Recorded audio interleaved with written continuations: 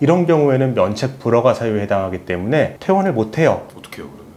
계속 병원에서 살아야 됩니다. 이 사람은 사회활동할 때 굉장한 불이익이 있어요.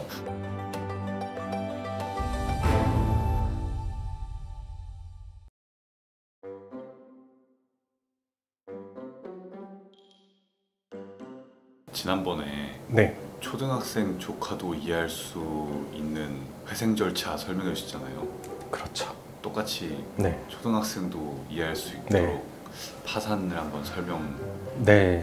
파산 절차를 저는 이렇게 생각을 해요. 그러니까 우리가 흔히 회생법원이라고 하는 곳이 파산법원인데, 파산법원은 파산병원이에요. 이곳은 어떤 병을 치료하냐면은 재정적 어려움이라는 병을 치료하는 병원입니다. 여기에 입원을 해서 치료를 받으면은 내 재정적 어려움이 없어져요. 다른 말로 하면은 내 빚이 전부 탕감됩니다. 그렇기 때문에 이 병원에는 굉장히 많은 사람들이 입원해서 치료를 받고 싶어 할 거예요, 당연히. 그런데 이 병원의 인력과 자원은 한정되어 있기 때문에 아무나 입원을 할 수는 없어요. 일정한 조건을 갖춘 사람만 입원을 할 수가 있고, 입원하면은 진단을 받고 수술 같은 치료를 받고 모든 치료를 마치면은 퇴원해도 된다는 결정을 받아서 퇴원을 하게 됩니다. 이 비율을 가지고 제가 파산 절차를 한번 설명을 드릴게요. 일단 첫 번째로 이 병원에 입원을 하려면 입원 신청을 해야 돼요. 아무나 받아주지는 않으니까요. 병원은 병상이 몇 개 없어요. 입원 환자 몇 명 받을 수가 없어요. 입원을 하려면은 우리가 파산 신청서하고 면책 신청서를 씁니다. 여기에는 내가 이러이러한 경제적 어려움이 있고 내가 가진 재산은 이만큼인데 내가 가진 이 재산 다 처분해서 채권자들한테 나눠주고 나는 빚을 탕감받고 싶습니다. 그러니까 병원에 입원시켜 주세요 라는 내용이 바로 파산 및 면책 신청서의 작성 및 제출이에요. 그 두 개가 다른 건가요? 네, 사실은 달라요. 결과를 얘기하면 쉬울 것 같아요. 법에는 파산자에 대한 불이익이 있어요. 파산자는 공무원을 못하고 신용과 관련된 일을 못하고 이런 조건이 있는데, 파산만 되면은 이런 불이익이 있고요. 면책까지 돼야지 이 불이익이 없어지는 겁니다. 그래서 우리가 파산이라고 할 때는 당연히 면책을 받는 것을 전제로 파산을 얘기하는 거예요. 초등학생이 별로 이해 못할 것 같아요. 이렇게 하면 돼요.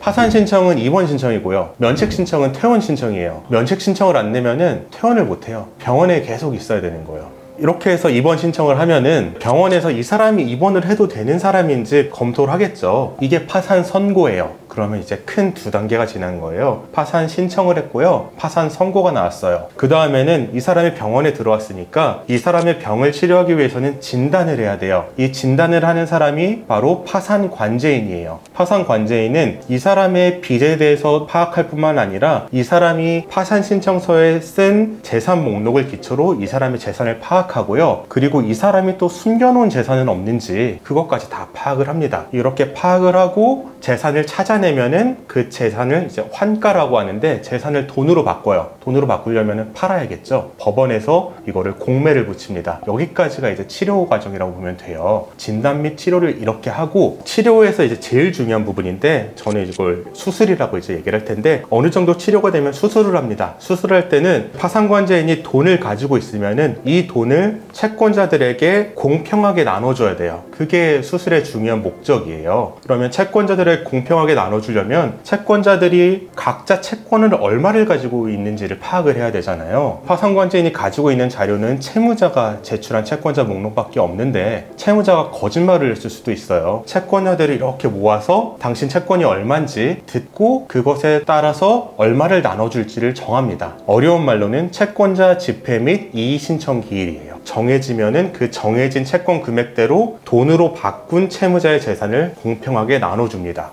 공평하다는 거는 이제 비율로 가는 네, 거예요? 채권이 많은 사람은 많이 가져가고 적은 사람은 적게 가져가고. 그러니까 누구는 1,000만 원이고 네. 옆에 사람은 2,000만 원이면은 네, 2,000만 원인 사람이 2배 더 많이 받는. 네, 그렇게 가져갑니다. 그렇게까지 하면 이제 치료가 다 끝났어요. 그러면은 아까 처음에 면책 신청서, 퇴원 신청서를 같이 냈잖아요. 퇴원 신청서를 법관이 봅니다. 봤을 때 이 사람이 퇴원 불허가 사유가 있는지 봐요. 퇴원 불허가 사유라는 거는 이 사람이 예를 들어서 도박빚이 있었다, 이런 경우에는 면책 불허가 사유에 해당하기 때문에 퇴원을 못 해요. 어떻게 해요 그러면?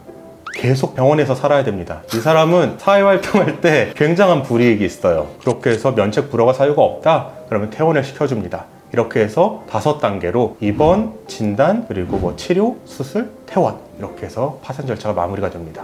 그러면은 퇴원을 하면은 네. 건강한 삶으로 살아도 되는 건가요? 퇴원을 하면 파산자가 아니기 때문에 신용도 초기화가 됩니다. 자기의 노력에 따라서 신용은 얼마든지 회복될 수 있고 신용카드도 만들 수 있고 뭐 사업도 하실 수 있고 자유롭게 되는 겁니다. 오, 완전 좋네요. 네, 건강하게 되는 거죠. 네. 파산이 제일 좋아요. 제가 말했듯이 파산이 너무 좋으니까 만든 게 이제 개인회생이다. 미국은 다 파산하려고 해서 파산을 엄격하게 하도록 바꿨어요. 그래서 개인회생 쪽으로 유도를 하고 있고 우리나라도 그 영향을 받아서 2000년대 중반에 처음 제도가 도입될 때는 개인회생보다 파산하는 사람이 더 많았어요. 파산이 너무 쉬웠거든요. 그런데 이 파산을 어렵게 하고 파산자 중에서 개인회생할 수 있는 사람은 개인회생하는 데로 보낸 거예요. 아까 입원 신청서 냈을 때 너는 입원 안 하고 통원치료할 수 있어. 그러면은 개인회생하도록 통원치료하도록 보내는 겁니다. 그러면 어쨌든 건강한 삶으로 돌아왔으니까 네. 파산 다 끝나고 건강한 상태에서 뭔가 사업을 했는데 네. 대박이 났어요. 채권자들은 좀 네. 배가 아프겠죠.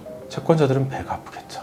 세금 많이 내시면 됩니다. 아, 네. 그래도 뭐 전혀 상관없다. 네, 전혀 상관없습니다. 이런 말이 조금 채권자 입장에서는 듣기 안 좋은 말인데 객관적으로 채권자만 빼고는 모두가 행복한 말이죠. 채권자를 빼면 안 되잖아요. 근데. 왜냐면은 뭐 이 사람이 사업 성공했다면은 직원도 고용해서 직원에게 월급도 주고 그 직원이 또 결혼해서 가족도 생기고 사회적으로 기여도 하고 세금도 내고 변호사님한테 소고기 세트도 보내고. 감사하죠. 네. 감사하죠. 네, 채권, 네.